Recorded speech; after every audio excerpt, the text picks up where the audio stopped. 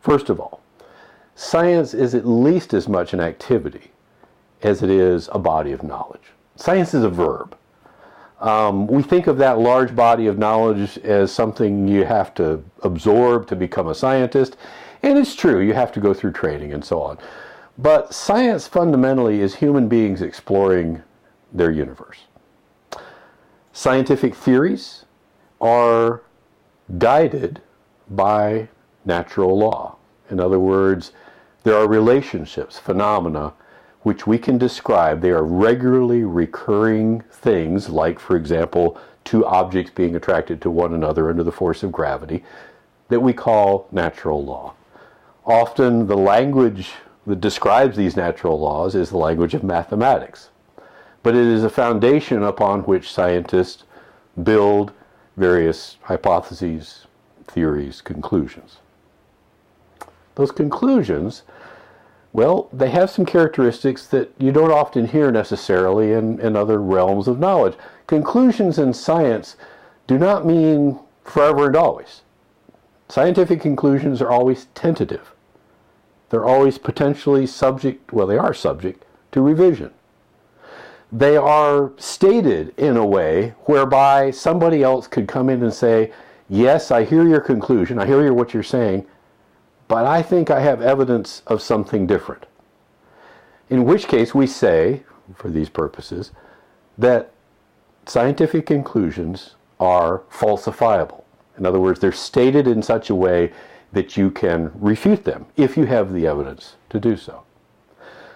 What is that evidence? Well, often it comes in the form of what we call a fact, only what a scientific fact is something that we have observed so many times under conditions whereby we can say this, it would be perverse of anyone to withhold provisional assent. In other words, not saying it's ever and always a fact, but saying, unless something else comes along, this in itself constitutes a scientific fact.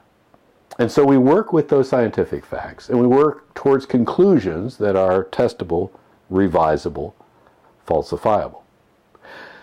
What we end up with are basically consensus by experts and by scientific, knowledgeable people who say, we've worked through this ourselves, we've observed we've reviewed your facts, we've looked at your conclusions, we've accepted that those conclusions could be falsified, but we haven't found any observation that counters them. Therefore, we will accept those assertions as scientific.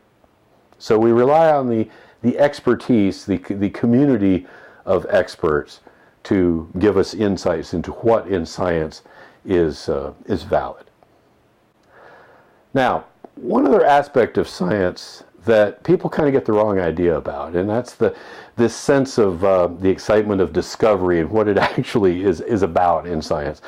People think, well, aren't you scientists always trying to make sure you've nailed down everything and that it's all, that you can confirm all the facts? And the answer is, well, no, actually, the enterprise of science is more about, teasing out nature, testing nature, trying to find circumstances where perhaps your conclusions are not right.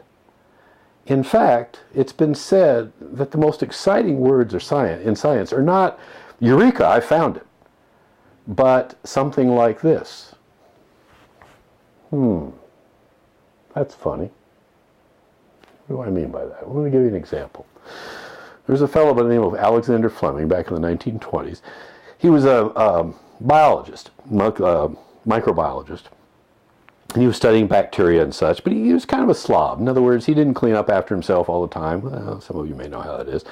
In any event, he goes on vacation, he comes back, and a bunch of his petri dishes that he'd been working with were all, they had a bunch of mold growing on them, and he'd been studying bacteria, and he's like, oh my gosh, I ruined all this stuff. And he's cleaning it out, and he finds this one petri dish, and he's looking at it, and he goes, it's got mold, but the bacteria around the mold is dead. And Alexander Fleming probably said something like this: that's funny. That remark, or imagined remark, the sense of what scientists approach and the excitement of discovery in this way, well, Alexander Fleming turned out to be the discoverer of penicillin. which among scientific discoveries has saved more lives than virtually any scientific discovery in history. I'd like you to consider this. You have this class as an opportunity to learn about aspects of science, and I've given you a few highlights, if you will, characteristics of science that I hope give you a sense of how science is distinguishable from other enterprises in our world. For example, scientific theory. People say, oh, it's just a theory. Well, you know, in science, that's all it has to be. Because a theory suggests, well, conclusions being falsifiable, tentative, revisable, congruent, or following natural law. All of those things come into play such that a scientific theory is distinctly different than just a theory, a theorizing about something because it's kind of a guess. Scientific theories are far from guesses. They're very robust descriptions, explanatory descriptions of our natural world.